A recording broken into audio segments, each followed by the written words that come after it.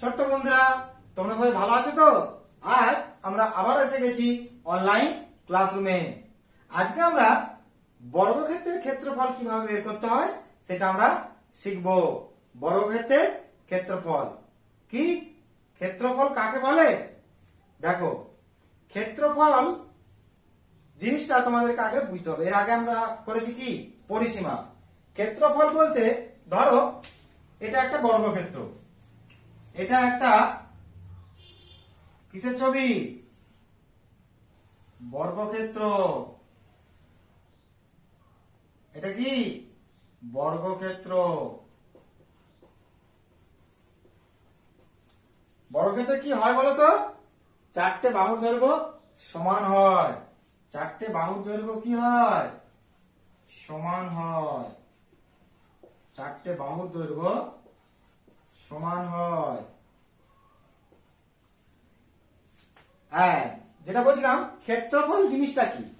ক্ষেত্রফল বলতে এই যে ধরো একটা বর্গক্ষেত্র, এই বর্গক্ষেত্রটা যতটা জায়গা জুড়ে আছে, যতটা জায়গা জুড়ে আছে, কতটা জায়গা জুড়ে আছে? এই যে জায়গাটা জুড়ে আছে, এতটা জায়গা জুড়ে আছে বর্গক্ষেত্রটা। এই যে জায়গাটা জুড়ে আছে,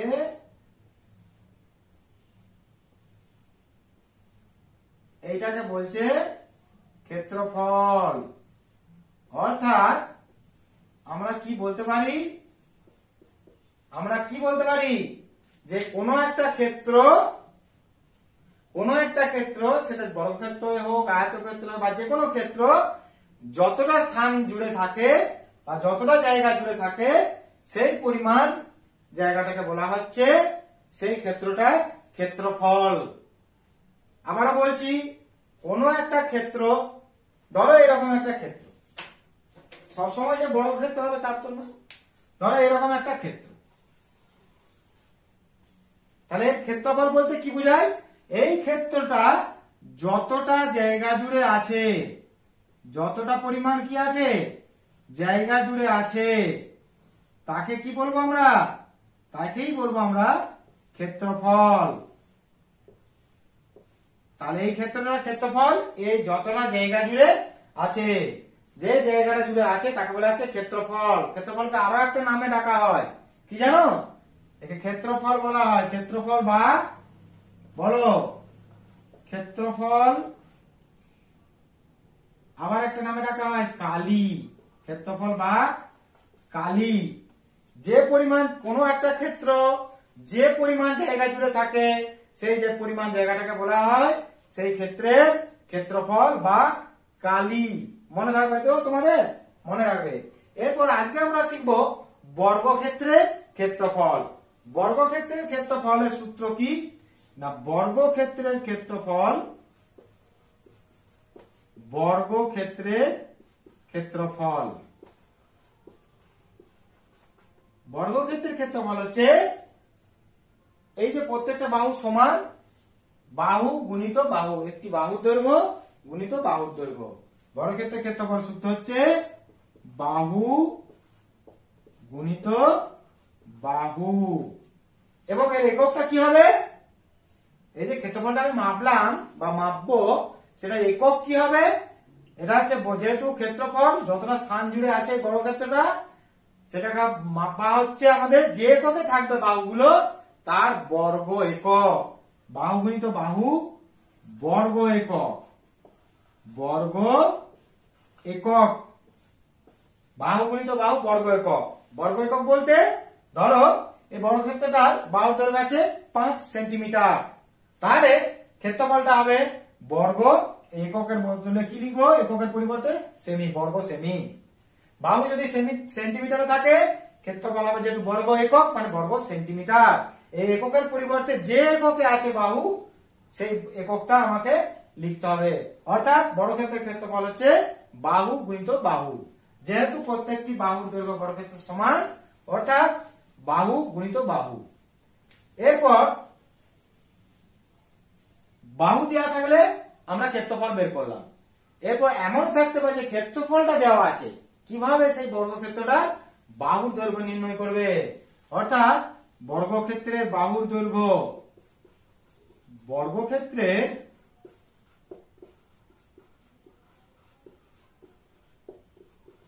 বাহুর দৈর্ঘ্য, বর্গক্ষেত্রের বাহুর দৈর্ঘ্য কিভাবে করবে? এই যে ক্ষেত্রফলটা আছে, এই ক্ষেত্রফলটা কতই গুণ করে পাওয়া যাচ্ছে, কততে গুণ করে পাওয়া যাচ্ছে। একই রাশি দিয়ে গুণ করে যেটা পাওয়া যাবে সেটাই হচ্ছে বর্গক্ষেত্রের বাহুর দৈর্ঘ্য। তোমরা বড় হয়ে জানবে যে সেটাকে বলা হয় বর্গমূল, ক্ষেত্রফলের বর্গমূল। কিন্তু আমরা যেহেতু পঞ্চম শ্রেণীতে এখন পড়ছি, তাহলে আমরা যদি ক্ষেত্রফল দেওয়া থাকে তাহলে ক্ষেত্রফলটাকে দুটি সংখ্যার গুণফল আকারে আমরা লিখব। সেই দুটি সংখ্যার যে গুণফল একই সংখ্যা, দুটি একই সংখ্যার গুণফল আকারে লিখব, কেননা ক্ষেত্রফল কি ছিল? বাহু গুণিত বাহু, অর্থাৎ দুটি একই সংখ্যার যখন গুণফল আমরা পাবো তাহলে একটি সংখ্যায় হচ্ছে সেই বর্গক্ষেত্রটি বাহুর দৈর্ঘ্য। আমরা যখন অঙ্ক করব তখন তোমরা আরো ভালো করে বুঝতে পারবে। এটাকে এরকম ভাবে লেখা হয়,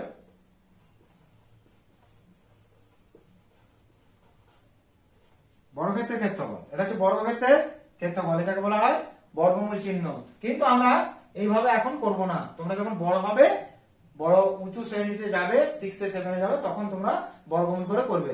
যেহেতু আমরা পঞ্চম শ্রেণীতে করব, তাহলে বর্গক্ষেত্রে যখন ক্ষেত্রফলটা দেওয়া থাকবে, সেই ক্ষেত্রফল থেকে আমরা কিভাবে করব? ধরো একটা বর্গক্ষেত্রের ক্ষেত্রফল হচ্ছে 16, ক্ষেত্রফল দেওয়া আছে 16 বর্গমিটার। কি দেওয়া আছে? 16 বর্গমিটার।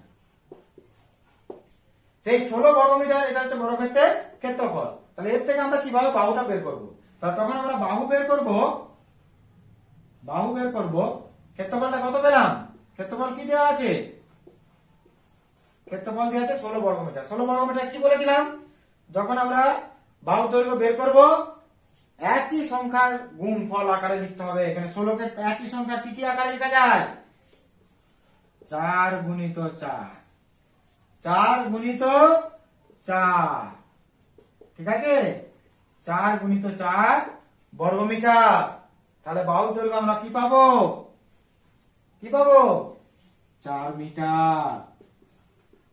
এই যে আমি বলছিলাম যে একই সংখ্যার গুণফলের আকারে প্রকাশ করতে হবে। ছিল 16, দেখো একই সংখ্যা কত? 4 গুণিত 4। 8 গুণিত 2 করলে কিন্তু হবে না, যেহেতু একই সংখ্যা। কারণ বর্গক্ষেত্রের ক্ষেত্রফল ছিল বাহু গুণিত বাহু, তাই আমরা বর্গক্ষেত্রের ক্ষেত্রফলটাকে দুটি একই সংখ্যার গুণফল আকারে লিখব। আবারও বলে রাখি ছোট্ট বন্ধুরা, তোমরা যখন বর্গক্ষেত্রের ক্ষেত্রফল দেওয়া থাকবে, তার থেকে যখন বাহুর দৈর্ঘ্য বের করবে, তখন সেই ক্ষেত্রফলটাকে দুটি একই সংখ্যার গুণফল আকারে লিখবে। যেমন এখানে দেখো বর্গক্ষেত্রের ক্ষেত্রফলটা ছিল 16 বর্গমিটার, তাকে দুটি একই সংখ্যার গুণফল আকারে কি লিখলাম? 4 গুণিত 4। তাহলে 16 কে লিখলাম 4 গুণিত 4। তাহলে এর একটা বাহুর দৈর্ঘ্য কত হবে? 4 মিটার। 4 মিটার কেন? বর্গক্ষেত্রের ক্ষেত্রফল ছিল বাহু গুণিত বাহু। কি তোমরা সব বুঝতে পারলে তো? বর্গক্ষেত্রের ক্ষেত্রফল কিভাবে বের করবে বাহু দেওয়া থাকলে, এবং বর্গক্ষেত্রের বাহু কি করে বার করবে ক্ষেত্রফল দেওয়া থাকলে। এই সূত্রগুলো আমরা যখন অঙ্ক করব বর্গক্ষেত্রের ক্ষেত্রফল এবং বাহু বের করার, তখন আরো সহজ হয়ে যাবে। কি তোমাদের কেমন লাগলো? খুব ভালো লাগলো। তোমরা সবাই বাড়িতে মনোযোগ দিয়ে পড়াশোনা করবে। তোমরা সবাই বাড়িতেই থাকবে এবং মনোযোগ দিয়ে পড়াশোনা করবে।